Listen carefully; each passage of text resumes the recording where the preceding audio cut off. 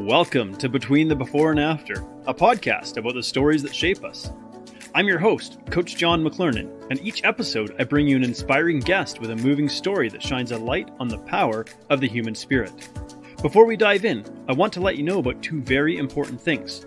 Number one, the stories shared here are often gritty, raw, and vulnerable, and very likely will include speaking about sensitive topics suited for a mature audience. Number two, this podcast is also broadcast live on YouTube, Twitch, Twitter, LinkedIn, and Facebook. So on whatever platform you follow myself or Freedom Nutrition Coaching, you have the opportunity to participate in this discussion during the live stream. And we encourage your participation both by commenting and asking questions. And so this podcast is about exploring the stories that take place between the before and after photos, not just in the realm of weight loss, but in all areas of life. So let's dive in. All right, welcome back to the show. Today, I'm very happy to have with me Nicole. And I actually didn't get the correct pronunciation of your last name. Is it Laurent or Laurent? Laurent, yeah. Laurent. Okay. We have a little bit of French in our country here, so when we see a name like that, we try to maybe throw a little bit of French in it, like Laurent. So where are you at, Nicole? I'd like to give people a little bit of an idea of where you're at today, and then we can kind of rewind the clock and explore your story. Yeah, I am in. I'm in Vancouver, Washington. That's where I'm physically at, and where Does I'm anybody at mistake that for Vancouver, British Columbia? all the time. Yeah, all the time. Yep. Yeah, we're just basically across the bridge from Portland. Portland's like Portland, Oregon is like 20 minutes away on a good traffic day. So so it's down that way. And where I'm at now is in terms of what I do in the world on a daily basis, is I'm a licensed mental health counselor. Who uses ketogenic diets to help people regain their cognitive function and to help treat mood disorders. Yeah, which is really, really fascinating. And I think why I find work like this really interesting is, of course, because there's very often a personal story behind looking for this as a solution. So, and just before we dive into that, I'll say I'm born in Vancouver, British Columbia, and lived in Victoria. So many times I've done the trip down to Portland. Both when I was in the Navy, we'd sail up the Columbia River to get to Portland, and other times we would drive down as well. So I have fond memories of the West Coast. So. Good. Yeah, it's beautiful. Yeah. So you're currently working with people using ketogenic diets, and you're also a licensed mental health counselor, meaning that you do counseling sessions as well as sort of nutritional, I guess we would call it nutrition therapy, to help people with different forms of cognitive impairment. What might that look like for somebody coming to you? What would somebody be experiencing where they say, I'm looking for help, and Nicole would be the person to help me? So a lot of the clients, so I take insurance, so I get a variety of people with a variety of diagnoses. Mm-hmm. And so, some people are coming in and are just expecting, some cognitive behavioral therapy, some dialectical behavior therapy, maybe some trauma treatment, and that they're looking for more traditional kind of counseling. And then I have people who seek me out and find me because they are having trouble with medication side effects, or they have been working with medications for many, many years and they're not getting better, and even experiencing a worsening of symptoms. I get people who hear about the ketogenic diet and what it can do for bipolar disorder, schizophrenia, binge eating disorder, a lot of different metabolic disorders that affect the brain. For sure. And so they come to me and we talk about different levels of nutritional therapies to help them recover. So would this almost be a case of like, if my brain isn't working right, I'm taking a medication to try to correct its function. The medication isn't performing the way that I would expect. I'm looking for some other kind of solution. Yeah, and some other kind of evidence-based solution. And so usually the people, often I have to kind of educate them about the evidence base under ketogenic diets and the biological mechanisms under that, and why that might be helpful and why that might be useful and why you might want to try this. I also do a lot of different just micronutrient therapies and that sort of thing. But for a lot of people, for a lot of people, they just want to feel better. They just want to Yeah. know all the ways they Yeah. can feel better. And this is one of Yeah, those. yeah. So, I mean, what's really interesting, so ketogenic, we're talking about consuming, I think, less than 5% of our, I don't know how you define it, and you can correct me if you define it slightly differently, but less than 5% of our daily Hmm. caloric consumption really coming from carbohydrate-based sources, Hmm. forcing to use fat and ketones for fuel versus its maybe normally chosen fuel to be, which would be glucose. Hmm. Well, yeah, and that's a beautiful that's a beautiful description of it. The There's parts of the brain that absolutely need glucose, Hmm. and they are the fast acting parts of the brain that need to just really have a lot of energy very, very quickly in a Hmm. fast cycle. um, and the thing that a lot of people don't understand is that you don't need to eat carbohydrates for your brain to have carbohydrates, that you can create all the carbohydrates your body needs and wants as a substrate through something called gluconeogenesis, which is your Hmm. liver makes it on Hmm. demand, very easily, not in a stressed out way, for what you need. I was going to say And de so the novo brain, gluconeogenesis, yeah. yeah, and the brain loves ketones, and it really fixes a lot of different energy problems that happen in the brain when you're suffering from mental illness or from, neurodegenerative processes. And they also act as signaling molecules, and they turn on Hmm. all these Hmm. fantastic pathways for inflammation and that sort of thing. Yeah, so this big word, and I think I refer to it as de novo gluconeogenesis, and there's Hmm. making new glucose.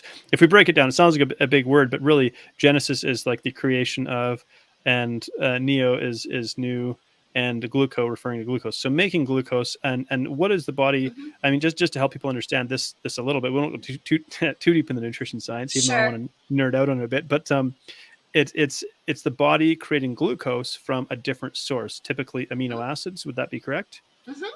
Yeah, often it's amino acids. There's other substrates, that it can use, but that's the primary one. It has no problem making glucose. Hmm. Glucose. I mean, carbohydrates are a non-essential nutrient. If you never ate another carbohydrate in your whole life, you would be fine. And Hmm. a lot of people don't know that. Right. Well, it sounds like, because I mean, we're going to encounter carbohydrates if we eat even vegetables. So if we were, if Hmm. you know, do you?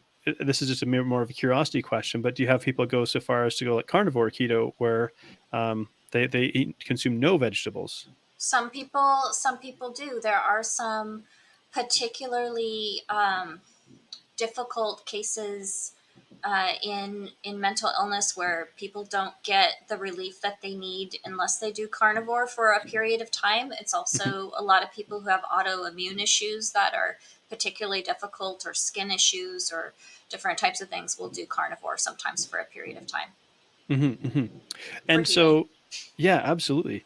It can give your digestive system a bit of a rest as well, because Hmm. I think what a lot of people miss is that tough fibrous plant material is actually can be fairly difficult to break down and absorb Yeah. nutrients from, even if it is very nutrient rich.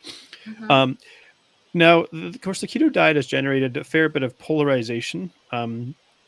Over the years, because of sometimes maybe the fantastical claims that get made, or that the sort of hyped up claims. And so of course, because of that, it's also attracted, could we say, like, detractors from this.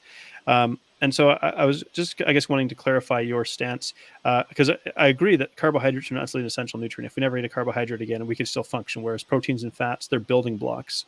Carbohydrate isn't necessarily a building block for anything other than glycogen that we store in our muscles. um, but that being said, would you suggest that, on a population-wide scale, that we would benefit from adopting it, or do you think the ketogenic diet should be used more specifically for, maybe more broadly, but more specifically for those who have sort of brain disorders? Because it may not be a possibility for certain populations to entirely not consume carbohydrates. Sure. So, I mean, I won't address that on like a world basis, Sure. but Yeah. I Yeah. know that in our country, that there is the huge percentage of the population is not metabolically healthy, meaning they Yes. have one or more symptoms of metabolic disorder, whether it's a high fasting insulin score, a serum level, high blood glucose, pre-diabetes. They've got some of the heart disease stuff kind of going on, those markers. Mm-hmm. And so I believe there was a more recent study that came out that said only 8% of of Americans are metabolically healthy in any all the way. I haven't really evaluated that study close enough, but the last one I did was 12%. So can Americans benefit their health by reducing carbohydrate intake? Absolutely, because that improves metabolic health. And I think that the majority of people are consuming way more carbohydrates than their body can handle, than they metabolically can handle, and it's causing a lot of damage and inflammation and all kinds of problems. I think we could say that we are awash, like swimming in an extreme overabundance of hyper refined carbohydrates that offer no nutritive value and actually do contribute to us being metabolically unhealthy. So if we go to a grocery store and we look at the aisles, they're just lined with various products, whether it's cereals and breads and things like that, that have been like super refined, but they're because of perhaps subsidies for crop growers and farmers and monoculture and the way that agriculture is run in North America. It's also a lot less expensive to make these products. So we have a bit of an issue there in terms of availability, and I think there's probably some socioeconomic factors that come into play as well. So those that are maybe economically disadvantaged, it's a struggle, and then there's like a whole almost like vicious cycle here. And one of my other podcasts, I have one of my co-hosts, Chris Wilkins. I'll give her a shout out, Chris, if you tune into this. I'd be really a fascinating conversation on that level. But I agree with you. I think that our brains would benefit significantly from a significant reduction in our carbohydrate consumption. And I've heard it referred to, and I'd love for you to speak to this a little bit. We're going to dive into your story too, but I wanted to tap into some of your expertise as well. I've heard like Alzheimer's and neurodegeneration referred to as type 3 diabetes. And I'm gather you're probably familiar with that. And maybe if you could speak to that just a little bit, why that might be the case that we call like neurodegeneration or Alzheimer's and dementia type 3 diabetes. Yeah. So in probably about 80% of cases of Alzheimer's and early dementias, MCI, mild cognitive impairment, we see that there are areas of the brain that begin to not use glucose as a fuel well. Okay. It's as though the brain develops its own form of insulin resistance, and that's where that term of type 3 diabetes comes from. Yeah. And so when we change to a ketogenic diet for people who are having cognitive dysfunction, and, let me just say, brain fog, recurrent and chronic brain fog, if your brain is just not working very well most of the time or a lot of the time, you could really benefit from using ketones for fuel, because what that does is ketones bypass the broken machinery that is part of insulin resistance, and it just easily goes into that brain cell for fuel. Right. And ketones will actually upregulate cell batteries, making more of them and making the ones that there are more efficient. And so the brain gets this huge, beautiful influx of energy that it can then use to think and to rebuild and to repair oxidative stress and damage, and begin to store nutrients again and begin to have healthy action potentials in the between the membranes and all that good stuff. So it's a lifesaver for people with cognitive decline. So this is really fascinating, because it leads to the question, because this is really, because I'm super fascinated by the brain. My work, I call it brain-driven weight loss. I'm really interested, but I focus probably more on the behavioral and emotional component of what drives our behaviors. But I think this is really, really fascinating. And I love my brain, and I want my brain to be healthy. So I try to give it healthy fats every day, although I do still consume carbohydrates at this point in time. Any cognitive impairment is probably because I have a toddler who doesn't sleep. No sleep for you. Yeah. No sleep. So that's a tricky one to kind of overcome. But I was trying to think of maybe just a couple of the maybe points of resistance that we might get around this idea of a ketogenic diet. For example, saying that it contributes to heart disease, or being concerned about blood cholesterol markers, consumption of saturated fats, things like that. So when someone raises these kinds of concerns, how do you go about addressing them, or what does the evidence? What have you found within the evidence around these topics of say heart disease and consumption of saturated fat? I have my own thoughts, but I'm curious. Well, they're still figuring it out because, all the studies around saturated fat and the links that it has to heart disease and that sort of thing. First of all, those are epidemiological studies. So they're just associations and connections. But really, the my understanding of the biochemistry that kind of happens in heart disease is inflammation. So inflammation is really the first assault to the endothelial wall. Yes. And once that inflammation gets going in there, that is the point of dysfunction. And there's nothing more inflammatory to the body than a high carbohydrate diet, except maybe some toxins exposures and some disease or acute disease processes and stuff. But yeah, nothing causes inflammation like a high carbohydrate diet, highly refined carbohydrate diet, or even carbohydrate level that your current level of insulin resistance can't handle, right? Can't manage to get in the cell. And so it causes a lot of inflammation.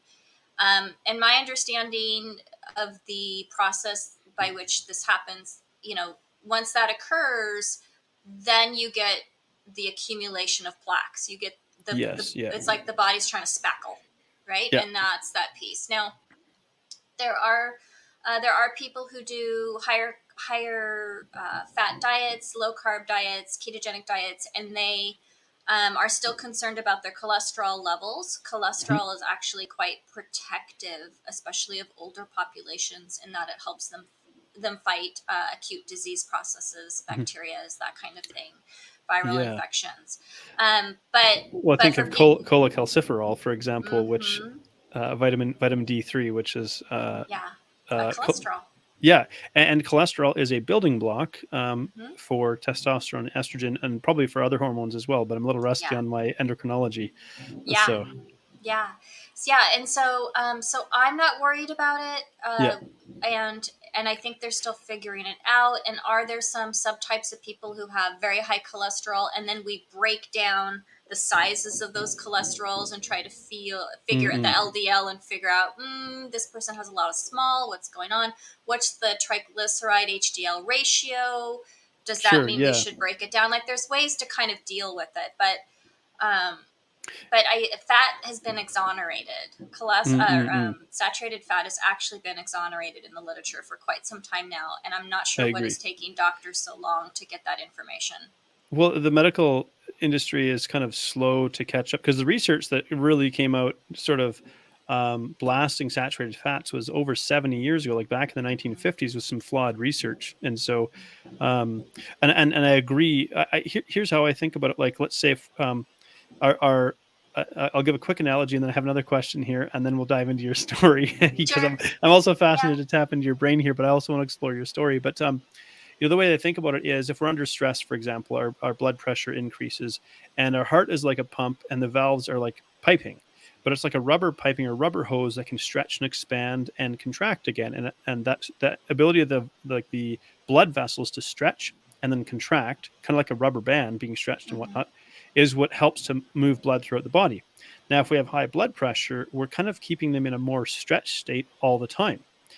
So whenever, we know, like, if we stretch rubber or hold it in a stretched position for all the time, eventually it starts to develop cracks, and then and potentially hardening and stiffening as well. And so if that's the case, then we need to put patches on that so it doesn't split open and us hemorrhage internally.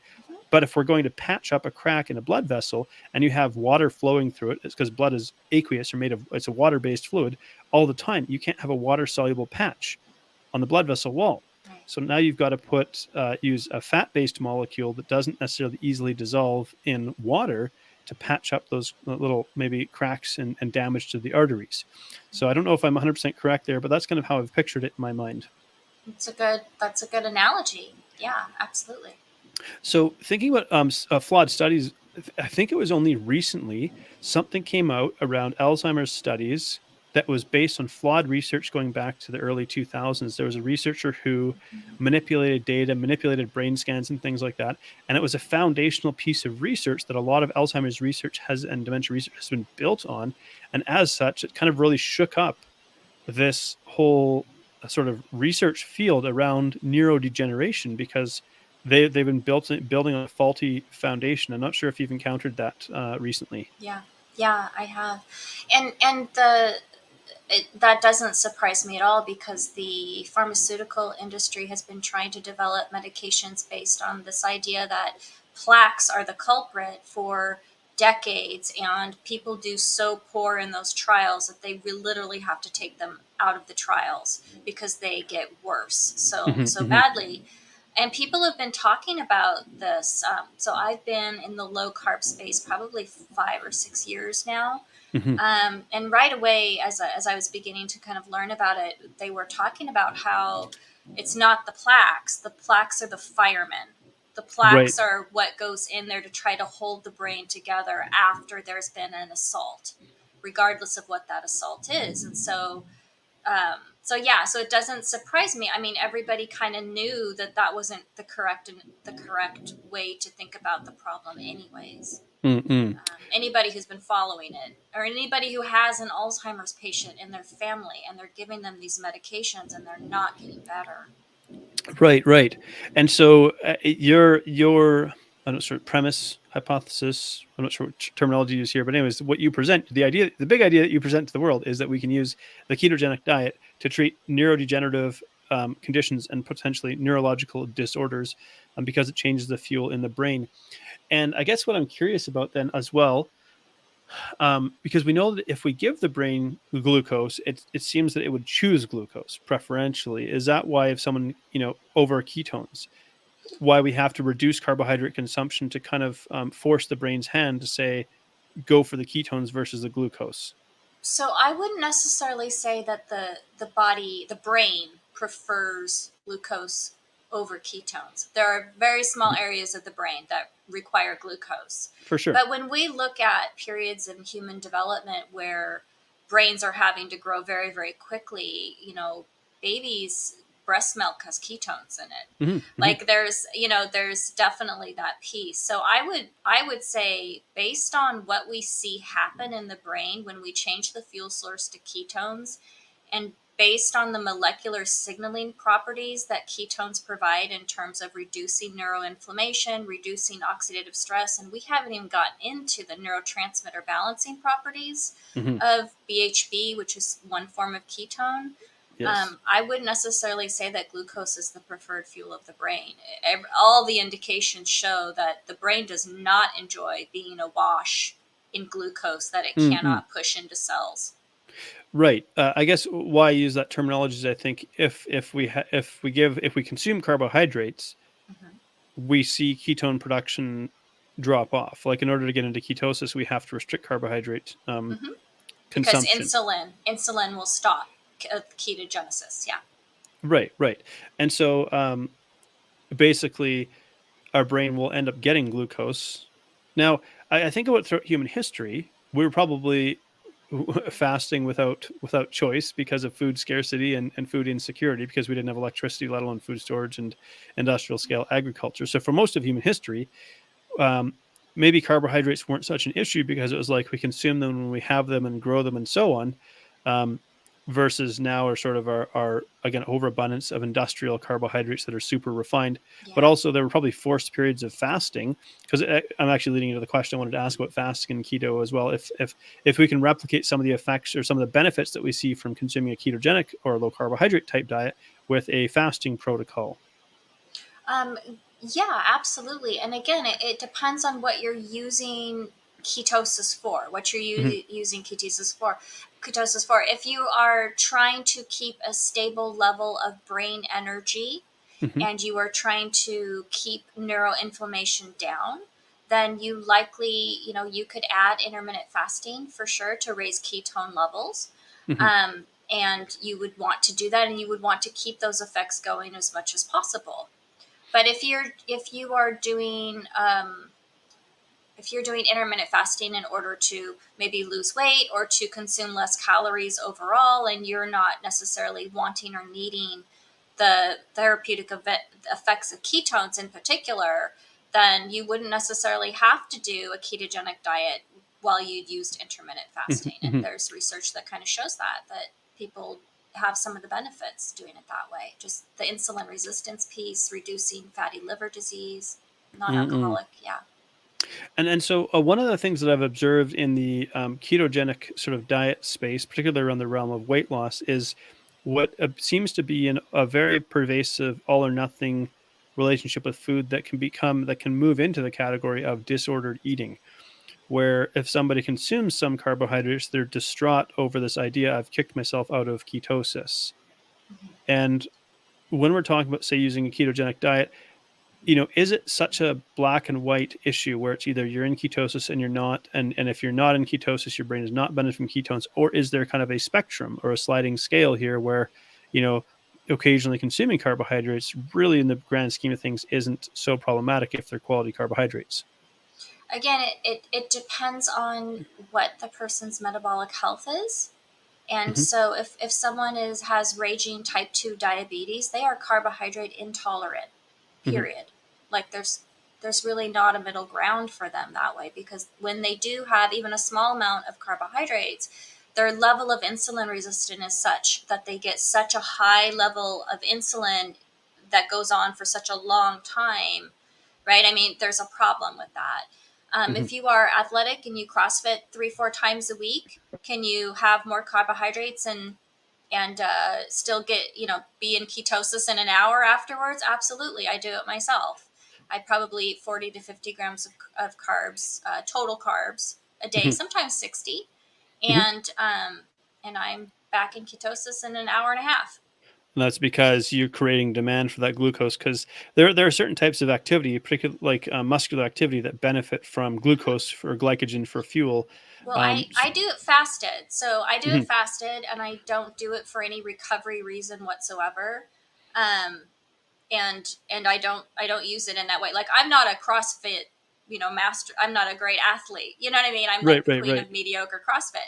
But I like that. It's and a I'm good fine title. with that. Yeah, yeah. But I suppose if I'm Matt Frazier, I'm going to use carbohydrates, and I'm going to use a lot of them. And at that Hmm. Hmm. level, I believe that there's an absolute benefit. But The I average think person is perhaps so the sedentary that, average like, person, yeah, where right. they doesn't necessarily have an added benefit. Depends on why you do ketogenic Yeah, yeah. diets. Yeah. So if somebody was on a budget, and didn't have they don't have a lot of money, they're Hmm. in the sort of lower economic class. Um, how would you encourage them to go about adopting the ketogenic diet? Because I think there are healthy fats and there's unhealthy fats, and again, what we see is sort of maybe the industrial production of unhealthy fats being um, one another component contributing inflammation, such as, say, for example, polyunsaturated fatty Yeah. acids coming from your industrial seed oils, canola and whatnot, soybean oil, that are also pro-inflammatory versus anti-inflammatory. And we know, as you mentioned, that inflammation is a contributing problem to both heart disease, metabolic disease, and also neurodegeneration. Hmm. And mood disorders. Yeah, Hmm. Hmm. for sure. Yeah. So, would you? I guess maybe the question is, would you recommend different types of fats and some fats versus others? And then, if someone's like on a budget and looking at, hey, maybe I'd like to try to eat in this way, how might I go Mhm. about this? Yeah. So I have on my mental health keto blog website, I have an article about how to do keto on a budget. And some of Cool. the things that are on there are ideas for less expensive cuts of meat, ways of preparing those cuts of meat so that they're tender and delicious. Mm, Um, you know, utilizing things like sardines, but not in canola oil, sardines maybe in olive oil, mm, mm. different types of things, eggs, cheese if they're doing dairy. Sometimes when people are working on rescuing cognitive function, they want to stay away from dairy for a while. Right. Yeah. So it's a meat and vegetable kind of thing, and some people will automatically begin to intermittent fast. That saves a whole meal's worth of food for sure, Right. because it kind of naturally happens. Because Yeah. most of us have like stored calories on our body that, Hmm. I say at my peak, I probably had enough calories stored on my body in the form of body fat that I could survive for a year to a year and a half without eating. Sure. Yeah. Yeah, absolutely. So now, I mean, I've picked your brain, but I really want to get into your story, which normally I do earlier in the podcast. But I've just been enjoying sort of tapping into your Yeah. expertise here. How did you get to the place? You mentioned you've been in the low carb space for 5 to 6 years. How did you get to the space where this is what you started to pursue? What was happening for you? So I developed chronic daily migraines in graduate school, my first year of graduate school, Hmm. probably about 15, 16 years ago. Well, more than that. I've been out of school since 2007. So around there. So I had him for about 6 years before. So I had them a really long time. I had trigeminal neuralgia, which is a really painful face condition that came from the migraines. There was something going on in my neck. I had inflammation going on. And just going through the process of trying to get help for that. And that was really rough. I went to lots of doctors, lots of chiropractors, lots of physical therapy, lots of pain specialists. And anybody who's had any kind of chronic pain syndrome knows exactly what I'm talking about. It's one doctor after another, after test, after, destroying the nerve, whatever, all the different things. And it just got so bad. And then I had, every time I would go to the doctor, they're like, hey, let's give you this pain medications. And I was terrified and I did not want to go on the pain medications. But when it's unrelenting pain for a really, really long time, after a while, you're like, fine, I'll go ahead and try that. And I remember crying in the doctor's office, just intuitively knowing this was not the right way to go for me. And having them promise me, okay, but we're not going to have any trouble getting me off of these, right? This isn't going to be any problem. And they're like, no, it's going to be fine. It'll be super easy. Well, it was not. So, and it really affected the quality of my life. And I never had any of the psychological want for the medications at all, but I would get very, very severe physical reactions if I did not take them on time. I just had that particular kind of brain where I got really, really, and I would build tolerance really fast. And the next thing I know, I'm on like this huge dose of morphine, and it was awful. And so I realized I was not going to get the level of help that I needed in that established kind of way of getting help, that evidence-based treatment model that I'm told exists there. And so I did lots of research, and I found out that there was something that they did for pain called a neurostimulator, which was a surgery. Back then, if you had a pre-existing condition, you couldn't get insurance type of thing. So I remember saving up to be able to pay insurance premiums or whatever through the state in order to get this operation. It was huge. Got the operation. That did the trick for me. It would send pulses up into this area, and it kind of reprogrammed those neurons that were freaking out constantly, nonstop. And so I got to the place where I was like, okay, well, I'm going to get off these meds. It's going to be great, right? I can get off these meds because I don't have pain anymore. Right. And wow, that was a problem. That was a huge problem. So there's bridge medications, and they give you these bridge medications, but for some reason I was one of those people where those bridge medications wouldn't take. And so I went probably through 4 or 5 different periods of trying to go on these bridge medications and having full-blown withdrawal syndrome from that. Because you're supposed to be bridged, but you're not. And the next thing you know, you are seriously, seriously ill and in the hospital, and people are trying to figure out what's going on. And what's kind of the time frame that this is, you're trying to get off of these pain medications? What's sort of the time frame that this is taking place in your life? Yeah. So I kind of gave up trying to get off. So I finally got on a bridge medication, and the bridge medication down to the tiniest bit, and I was stuck there. It was Subutex. Okay. And I was stuck there, and my doctor knew I was stuck there, and everybody knew I was stuck there, and I was not going to get off. And I finally gave up trying for a long time. So for many years, I would work 3 hours in the morning in my practice. I would drive home with flu symptoms, fall asleep with my cat, with my medication under my tongue, wake up, go back to work for another 3 hours. And I must have spent probably 3 or 4 years doing that. So that's how bad your quality of life becomes on these medications. And then my husband got a job down here in Vancouver. We used to live up in Issaquah, Washington. And my doctor's like, you're going to have a hard time finding a prescriber. We got to figure out a way to get you off these. And he happened to know someone who was doing this this protocol of a lot of different medications paid for that out of pocket. And that was the worst thing I've ever been through. The worst thing I've ever going to go through in my life right there. I was literally like every cell in my body, I was like, sure I was dying. I mean, like, you're just sure, like, it's that bad. You're like, I'm not going to make it through this. What sort of physical symptoms are, so that like the most horrific sort of withdrawal symptoms, what are you experiencing in those moments? Yeah. So your guts feel like they're on fire.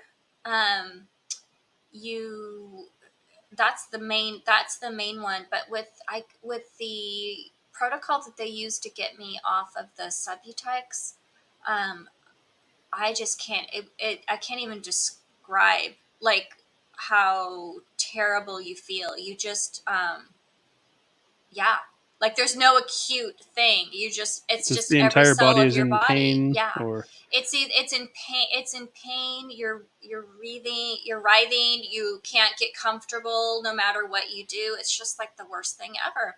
But I got off of it. And the problem is that being on those medications. So when I was in graduate school, I was one of those people who could read a textbook and then think back, oh, well, I need that information. And I could literally see the textbook page and the page number. And I was one of those. And by the time I got through that withdrawal, I met criteria for stage 1 Alzheimer's.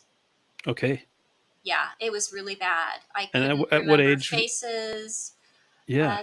So that was so we moved here in 2015, and at 2015, I just had no frontal lobe function. I was still on some medications to help me sleep after withdrawals. Anything I thought was immediately out of my mouth. I wasn't seeing clients then, obviously. Yes. I couldn't barely walk for a month after that withdrawal process. My daughter was helping get me food and stuff. Like, I was in bad shape. And my brain was just as bad. And I couldn't find words. I was in bad shape. So, and here's what I guess kind of fascinates me a little bit. I say fascinate, not necessarily in a delighted way, but you're experiencing this. And is there a part of you that's like aware of this dysfunction?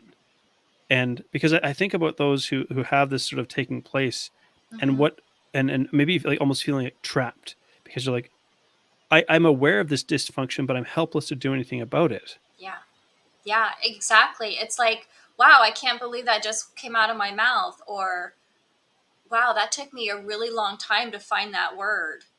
Or, I really don't remember meeting that person. Right? I mean, stuff like that. Which is really like disconcerting, I would think. Yeah, it was a huge difference in functioning from when I began with my chronic pain disorder to the time I ended. And those medications, they're huge hormone disruptors, the opioids are, and they're also huge nutrient depleters. So, I'm getting, I had a neurodegenerative process going on as I was taking those medications for probably over a decade. Right. And then the stress of the actual detoxification and what happened there. And I just was not functioning. And I was very aware of it. And I very, very slowly began to get better, but I was never close to being pretty much back. Feeling like yourself again, really. Yeah. And I was thinking I'm going to have to retire maybe, because I just, I'm having trouble remembering my clients' stories a little bit. I'm having trouble, like, important things. And I was doing good work. But I wasn't doing near the work I can do now, and I wasn't doing the work that I wanted to do. And so I thought, I'm going to have to stop maybe being a therapist and do something else, that is going to work with my limitations. And so I'm better. I'm functioning well enough, because you can really function in this world without a completely working brain. You really can, Our brain is quite remarkable in that respect, I will say. Yeah. You go to the grocery store and you forget 5 things, but you're like, man, I'm going next week. It's fine. Right. I mean, you can get through it for sure. But I was listening to podcasts because I couldn't read. My cognitive energy, the ability to read, was gone for me, quite frankly. I couldn't keep my focus past. It's exhausting. That's what happens. So, again, I went from a 4.0 in graduate school to, not being able to read for any amount of time. So I was listening to podcasts because I seem to do better with that. And I listened to one that talked about the ketogenic diet and the effects on the brain. And that was all I needed. And then I listened to 50 more podcasts because that's how much repetition I needed at that point to learn and to handle the information. I was really not I wasn't able to learn. Right. But I did after that much repetition, and then I decided to try it. And after about a week of doing it correctly, again, when you're doing it for a neurological condition, you don't do net carbs. Like I was trying net carbs and I didn't have brain energy that was stable. So I figured out how to do it for neurocognitive decline, and my brain lit up and I was like, oh, like I've got energy. Like this is right. This is what it's supposed to feel like. And when your frontal lobe isn't working well, you get anxiety because your executive functioning is what is used to help regulate your emotion, right? So I noticed anxiety went down, and I got a lot better. And within 3 months, I was joining a gym. Actually, it was something came up on my Facebook feed. It was 6 weeks later, actually. I had joined a gym because I posted about it. And I was like, maybe I'm not lazy. Maybe I just didn't have the energy that I needed to do all the things that I wanted to do. And brain energy, affects your body energy, right? All those cytokines and stuff going on. So yeah, well, that's fascinating. I mean, because I think back to when I was experiencing like pretty severe anxiety about 5, 6, 7 years ago. And I was also trying to power lift 2 hours a day, run a business 14 hours a day, and sleep 5 hours a night. So my executive function was severely diminished. And then using stimulants, caffeine and ephedrine and other stimulants to try to force my brain to function. I was burning myself out. And so, and it's so interesting. So then I wonder, you must encounter at times some people who resist the ideas that you put forward, maybe because it goes against their current worldview. Like, this can't be right because I'm so used to hearing that this is how things work. Does that ever happen for you? Yeah, and then I just kind of whip out the literature that shows all these different effects that ketogenic diets have. I mean, we have RCTs going on for, schizophrenia, and also we have RCTs done for Alzheimer's. There's RCTs going on for binge eating disorder now. There's, all kinds of stuff. And then we know a lot of the molecular pathways that ketones affect, actually. And I just write blog articles. RCT stands for randomized controlled trial. So it's considered the gold standard of scientific research, essentially. Yeah. So, and I think your own story, you could be like, well, you could try to argue with me, but I remember when I was basically like a semi-vegetable versus now where I'm like back now. From having gone through how many years, 15 years of sort of chronic pain and slow neurodegeneration and whatnot, do you feel as though your brain is back? Like, do you feel like yourself again? Or is there some lasting effects that have kind of stayed with you as a result of having gone through so many years of dysfunction? Yeah, so it's hard to tell. I feel like my brain is better in a lot of ways than it was back then. I can't picture the page as clear. I think the connections around my ability to do that, I probably haven't regenerated or made, I haven't demanded that of my brain. Your brain grows in what you demand for it to do. Right. But I do feel like I have a much better brain. And I'm learning all the time. I also added some nutrigenomics in later on. So I found out that I was someone who couldn't make choline very well. I couldn't make beta carotene into vitamin A.